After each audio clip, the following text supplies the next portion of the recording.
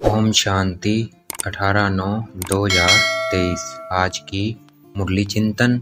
पहले है आज की मुरली चिंतन, फिर है मुरली विस्तार से। तो आज की मुरली चिंतन, पूरा नष्ट मोह बनना है। जब शिव बाबा से पक्का वायदा करेंगे, बाबा आप हमारे हम आपके, तब शिव बाबा से सच्ची प्रीत जुटेगी। रुद्र शिव बाबा द्वारा रचे हुए यज्ञ और मनुष्य द्वारा रचे जा रहे यज्ञों में मुख्य अंतर है। मनुष्य जो भी यज्ञ रचते हैं उसमें जो तिल आदि स्वाह करते हैं वह है मैटीरियल यज्ञ। यह अविनाशी ज्ञान यज्ञ, इसमें सारी पुरानी दुनिया स्वाह होगी। वह यज्ञ थोड़े समय तक चलता है। यह यज्ञ तब तक चलता है जब तक विनाश न हो। विनाश होने में नेचुरल क्लाइमेटीज भी मदद करती हैं। जोर से फ्लड्स होंगे, कभी अर्थक्वेक, कभी फेमन होगा। तो ये है रुद्र राजेश्व अश्वमेघ अविनाशी ज्ञान यज्ञ। अश्वमेघ यानी हमारा जो रथ है, अर्थात ये शरीर है, इसको स्वाह करना है, बलि चढ़ाना है। मनुष्य ने फिर इसका नाम दूसरा रख दिया है। दक्ष प्रजापिता का यज्ञ दिखाते हैं, उसमें घोड़े को जलाते हैं। घोड़े को जलाने की बात नहीं है, इस शरीर को इस यज्ञ में स्वाह करना है। जब हम कर्मातीत अवस्था तक पहुंच जाएंगे तब इस यज्ञ की समाप्ति होगी। मनुष्य जो मटेरियल यज्ञ रचते हैं वह इस रुद्र ज्ञान यज्ञ की कॉपी है। सही यज्ञ ये वाला है। ये रुद्र ज्ञान यज्ञ पाठशाला भी है। और ज्ञान यज्ञ भी है। पाठशाला के हिसाब से यहाँ एम ऑब्जेक्ट है।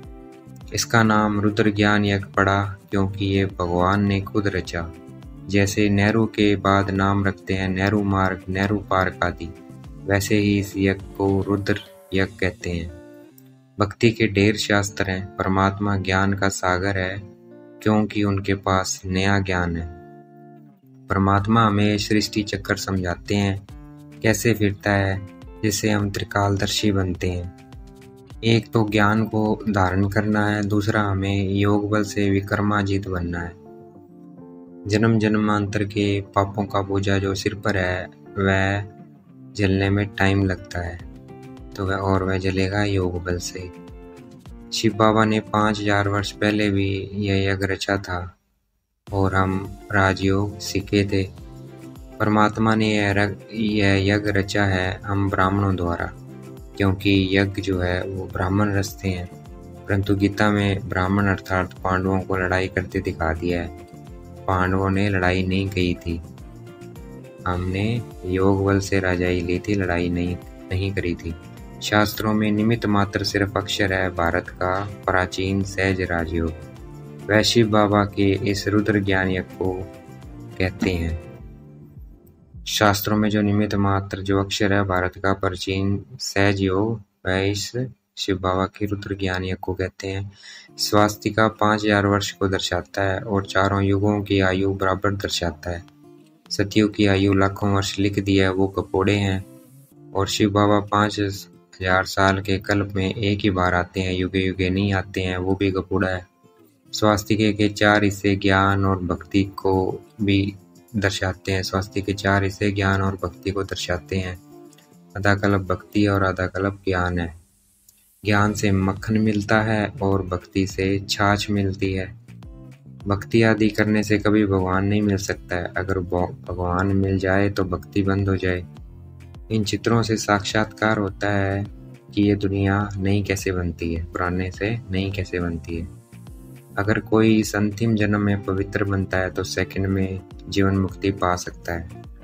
खबरदार रहना है कहीं माया थप्पड़ न मार दे। आज का वरदान, दया भाव को धारण कर सर्व की समस्याओं को समाप्त करने वाले मास्टर दाता भव। दया भाव को धारण कर सबकी समस्याओं को समाप्त करने वाले मास्टर दाता भव। आज का स्लोगन, अपने रहम दिल स्वरूप व दृष्टि से हर आत्मा को परिवर्तन करना ही पुण्य आत्मा बनना है। अपने रहम दिल स्वरूप या दृष्टि से हर आत्मा को परिवर्तन करना ही पुण्य आत्मा बनना है। ओम शांति 18/9/2023। आज की मुरली प्रातः मुरली। ओम शांति। बाप दादा मधुबन। मीठे बच्चे, हाँ मीठे बाबा, बाप की आस है बच्चे पूरा पूरा नष्टमो बने। जब पक्का वायदा करें बाबा आप हमारे हम आपके हैं, तब सच्ची प्रीत जुटे। प्रश्न, रुद्र शिव बाबा द्वारा रचे हुए यज्ञ और मनुष्य द्वारा रचे जा रहे यज्ञों में मुख्य अंतर क्या है? उत्तर, मनुष्य जो भी यज्ञ रचते हैं उसमें जो तिल आदि स्वाह करते हैं वह मेटेरियल यज्ञ है। आदि स्वाह करते हैं, मनुष्य जो भी यज्ञ रचते हैं उसमें जौ तिल आदि स्वाह करते हैं वह मेटेरियल यज्ञ है। बाप ने जो यज्ञ रचा है यह अविनाशी ज्ञान यज्ञ है। इसमें सारी पुरानी दुनिया स्वाह हो जाती है। वह यज्ञ थोड़े समय तक चलते हैं। यह यज्ञ जब तक विनाश न हो तब तक चलता रहेगा। जब तुम बच्चे कर्मातीत अवस्था तक पहुंचेंगे तब यज्ञ की समाप्ति होगी। गीत है, निर्बल से लड़ाई बलवान की। ओम शांति। अभी ये बच्चे जानते हैं कि इनको पाठशाला भी कहेंगे और ज्ञान यज्ञ भी कहेंगे। पाठशाला के हिसाब से एम ऑब्जेक्ट तो जरूर चाहिए। अभी यज्ञ का यज्ञ भी है और पाठशाला भी है। ये यज्ञ का यज्ञ भी है और पाठशाला भी है। यह रुद्र ज्ञान यज्ञ है। वे लोग इनकी कॉपी करते हैं। मटेरियल यज्ञ रचते हैं, उनमें जौ तिल आदि की आहुति डालते हैं। और दूसरा फिर बहुत बड़ा यज्ञ भी रचते हैं जहाँ चारों तरफ शास्त्रों को रखते हैं, बहुत बड़ी जमीन ले लेते हैं। फिर एक तरफ चावल घी आटा आदि सब रखते हैं और दूसरी तरफ शास्त्र भी सब रखते हैं। जो शास्त्र मांगो वह सुनाएंगे। फिर वहाँ यज्ञ में स्वाह भी करते रहते हैं। बाप कहते हैं ये रुद्र तो मेरा नाम है। कहते भी हैं रुद्र भगवान ने ज्ञान यज्ञ रचा था, इसका नाम पड़ गया रुद्र ज्ञान यज्ञ। जैसे नेहरू के बाद नाम रखते हैं नेहरू पार्क आदि। अब रुद्र तो है भगवान शिव, उसने ही रुद्र ज्ञान यज्ञ रचा है। इस यज्ञ में सारी पुरानी सृष्टि की आहुति पड़ती है। यह कोई की बुद्धि में थोड़ी होगा। कितनी बड़ी सृष्टि है, कितना दूर दूर शहर है, सब इस अविनाशी ज्ञान यज्ञ में आहुति पड़ जाएंगे। पुरानी दुनिया का विनाश तो जरूर होना है, फिर नई दुनिया बनेगी। विनाश होने में नेचुरल क्लाइमेटीज भी मदद करती है। तो यह है रुद्र राजेश्व अशुभ में अविनाशी ज्ञान यज्ञ। अविनाशी माना जब तक विनाश हो तब तक चलता रहे। ऐसा यज्ञ किसका चलता नहीं है। बहुतों में बहुत एक मास चलाएंगे। गीता भी एक मास सुनाते हैं। अब बाप समझाते हैं मैंने यह ज्ञान यज्ञ रचा है। यह है राजेश्व अश्वमेघ, यानी तुम्हारा जो रथ है उनको स्वाह करना है, बलि चढ़ाना है। उन्होंने नाम दूसरा रख दिया है। दक्ष प्रजापिता का यज्ञ दिखाते हैं, उसमें घोड़े को जलाते हैं। बड़ी कहानी है। बाप समझाते हैं यह है मेरा अविनाशी ज्ञान यज्ञ। अविनाशी द्वारा अविनाशी यज्ञ। ऐसे नहीं कि सदैव चलता रहेगा। जब सारी दुनिया के स्वाह होने का समय आए तब तक यह यज्ञ चलना है, क्योंकि बाप है ज्ञान का सागर। भक्ति के तो ढेर शास्त्र हैं। ज्ञान का सागर बाप है तो जरूर उनके पास नया ज्ञान होगा। बाप अपना पूरा परिचय देते हैं और फिर सृष्टि चक्कर कैसे फिरता है ये भी समझाते हैं, जिससे आत्मा त्रिकालदर्शी बनती है। त्रिकालदर्शी पने का ज्ञान और कोई दे न सके। एक तो ज्ञान को धारण करना है, दूसरा तुम बच्चों को योग बल से विक्रमाजीत बनना है। जन्म जन्मांतर के पापों का बोझा जो सिर पर है वह जलने में टाइम लगता है। कितने वर्ष हुए हैं तो भी कर्मातीत नहीं हुए हैं। कर्मातीत अवस्था जब आती है तब यज्ञ भी समाप्त होता है। यह बहुत बड़ा भारी यज्ञ है। आसार भी देखते हो, तैयारियां हो रही है। आगे चलकर तुम देखेंगे नेचुरल क्लाइमेटीज की भी तैयारी हो रही है। कभी जोर से फ्लड्स होंगे, कभी अर्थक्वेक, कभी अकाल होगा। वो लोग तो गपोड़े मारते हैं कि 4 वर्ष का प्लान बनाया है, फिर अनाज बहुत हो जाएगा। अरे खाने वाले मनुष्य भी तो बहुत जास्ती हैं। मनुष्य भी बहुत सारे हैं। सिर्फ मनुष्य थोड़ी, टिड्डियाँ, मक्कड़ आदि भी तो खा जाते हैं। फ्लड्स आते हैं, बहुत नुकसान कर देते हैं। यह बेचारों को पता नहीं पड़ता है। तुम जानते हो, फैमन आदि पड़ना जरूर है। आसार दिखाई पड़ते हैं। थोड़ी लड़ाई लग जाए तो अनाज आना ही बंद हो जाए। आगे लड़ाई में कितने स्टीमर्स डूबे थे, एक दो का बहुत नुकसान किया था। बाप कहते हैं 5000 वर्ष पहले भी यह यज्ञ रचा था और तुम राजयोग सीखे थे। यज्ञ रचा जाता है ब्राह्मणों द्वारा।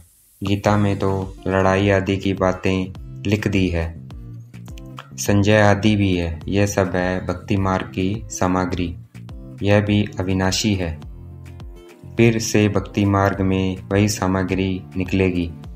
रामायण आदि जो भी शास्त्र निकले हैं फिर निकलेंगे। जिनों की राजधानी चली है, अंग्रेज आए, मुसलमान आए, ये सब होकर गए, फिर आएंगे, फिर भी पार्टीशन होगा। इन बातों को तुम जान सकते हो। तुम्हारे में भी नंबरवार है। कोई तो कुछ भी नहीं जानते हैं, तो बाप समझाते हैं कितने यज्ञ रचते हैं। उनको समझाना है वास्तव में है अश्वमेघ अविनाशी रुद्र ज्ञान यज्ञ। जो रुद्र शिव भगवान ने ही रचा था, श्री कृष्ण ने नहीं रचा। श्री कृष्ण का वही चित्र तो सतयुग में मिलेगा, फिर कभी मिल न सके, क्योंकि वह नाम रूप देश काल तो सब बदल जाता है। ऐसे तो हो नहीं सकता कि श्री कृष्ण आकर अपने को पतित पावन कहलाएं। पतित पावन एक ही परमात्मा है। ऐसे नहीं कि तुम कहेंगे पहले से ही क्यों नहीं रूप दिखाया। नहीं, ऐसे थोड़ी कि सब पहले से ही बता देंगे। तुम कहेंगे पहले से यह ज्ञान क्यों नहीं देते थे, एक ही रोज में क्यों नहीं ज्ञान देते।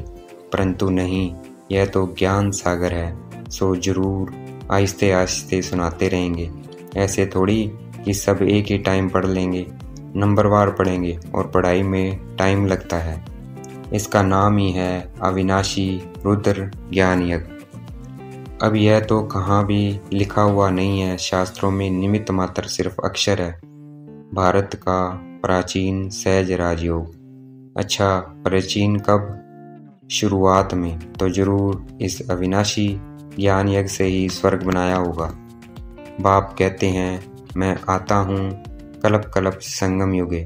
उन्होंने भूल कर दी है, टाइम भी बदल दिया है। फिर सतयुग की आयु लाखों वर्ष लिख दी है, गपोड़े लगा दिए हैं। यह तो है 4 भाग। स्वास्तिका में भी 4 हिस्से कर देते हैं, ज्ञान और भक्ति।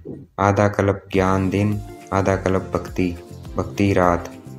ज्ञान की प्रारब्ध मक्खन मिलता है, भक्ति की प्रारब्ध छाछ मिलती है। गिरते गिरते एकदम खत्म हो जाते हैं। नई दुनिया को फिर पुराना जरूर बनना है। कलाएं कम होती जाती है, इसलिए अब इनको भ्रष्टाचारी विशेष कहा जाता है। आसुरी दुनिया है, तुम जानते हो। इन भक्ति आदि करने से कभी भगवान नहीं मिल सकता है। भक्ति तो करते ही आए हैं, बंद होती नहीं है। अगर भगवान मिल जाए तो भक्ति बंद हो जाए। भक्ति बंद हो जाए ना। अगर भगवान मिल जाए तो भक्ति बंद हो जाए ना। आधा कल्प भक्ति को चलना है। ये सब बातें मनुष्य को समझानी पड़ती है।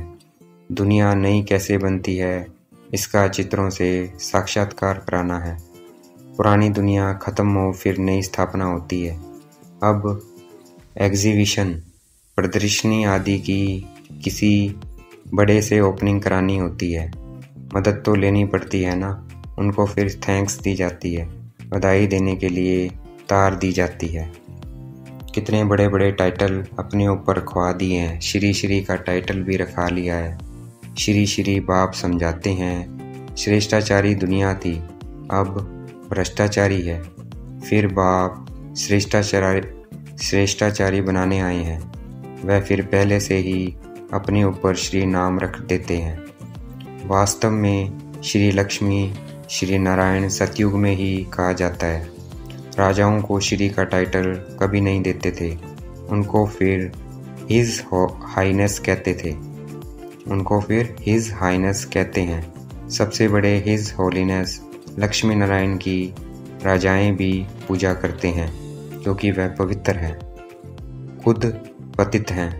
पावन राजाओं को हिज होलीनेस कहा जाता है। अभी तो हिज हाइनेस के बदले बहुत टाइटल सबको दे देते हैं, श्री श्री कहते रहते हैं। अभी बेहद का बाप तुमको श्री बना रहे हैं। नई दुनिया कैसे स्थापन होती है चित्रों पर ही समझा सकते हैं। हम भ्रष्टाचारी से श्रेष्ठाचारी बनाने की सेवा करते हैं। आप ओपनिंग करो।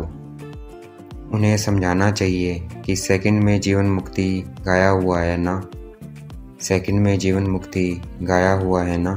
समझाने वाला बड़ा एक्टिव होना चाहिए, फुर्त होना चाहिए। मिलिट्री वाले कितने टिप टॉप रहते हैं। तुम बच्चों का नाम कितना बड़ा है, शिव शक्ति सेना।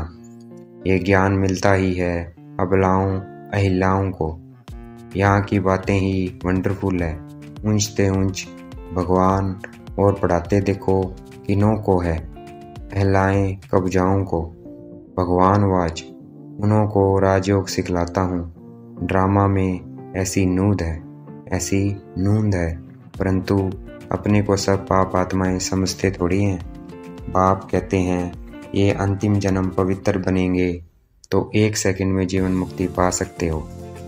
आते तो बहुत हैं, आश्चर्यवंत सुनंती कथंती बाबा का बनंती, फिर भी गिरंती और भागंती हो जाते हैं। ये शुरू से लेकर होता रहता है। सुबह को कहेंगे हमको पक्का निश्चय, शाम को कहेंगे मुझे संशय है।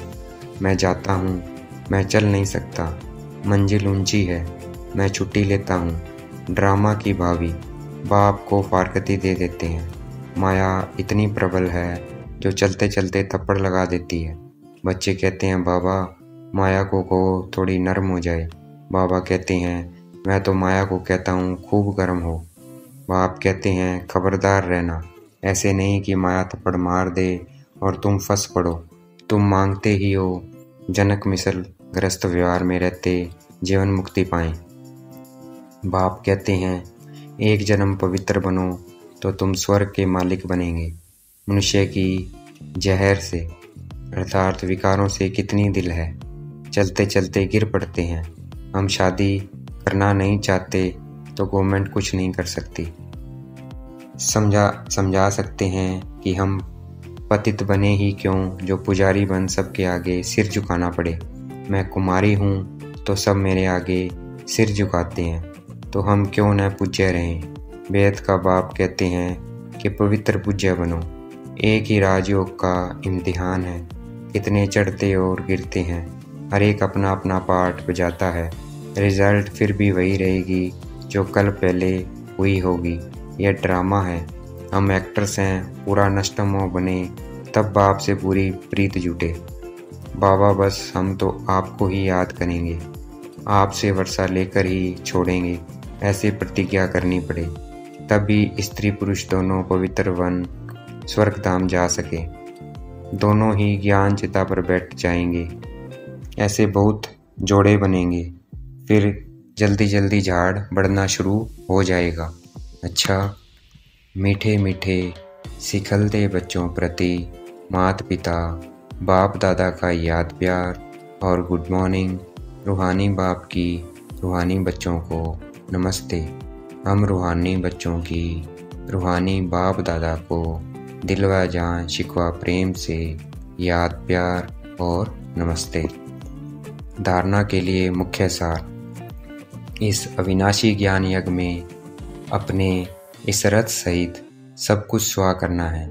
सर्विस के लिए बहुत बहुत चुस्त और फुर्त बनना है। माया कितनी भी गर्म हो, सावधान रहे, उसके थप्पड़ से स्वयं को बचाना है, घबराना नहीं है। आज का वरदान, दया भाव को धारण कर सर्व की समस्याओं को समाप्त करने वाले मास्टर दाता भाव। जिन आत्माओं के भी संपर्क में आते हो, चाहे कोई कैसे भी संस्कार वाला हो, ऑपोजिशन करने वाला हो, स्वभाव के टक्कर खाने वाला हो, क्रोधी हो, कितना भी विरोधी हो, आपकी दया भावना उसके अनेक जन्मों के कड़े हिसाब किताब को सेकंड में समाप्त कर देगी। आप सिर्फ अपने अनादि आदि दातापन के संस्कारों को इमर्ज कर दया भाव को धारण कर लो तो ब्राह्मण परिवार की सर्व समस्याएं समाप्त हो जाएगी।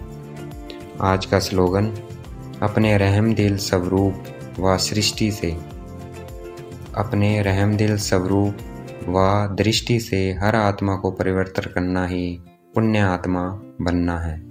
अपने रहमदिल स्वरूप व दृष्टि से हर आत्मा को परिवर्तन करना ही पुण्य आत्मा बनना है। अच्छा, ओम शांति। शुक्रिया मेरे बाबा, शुक्रिया।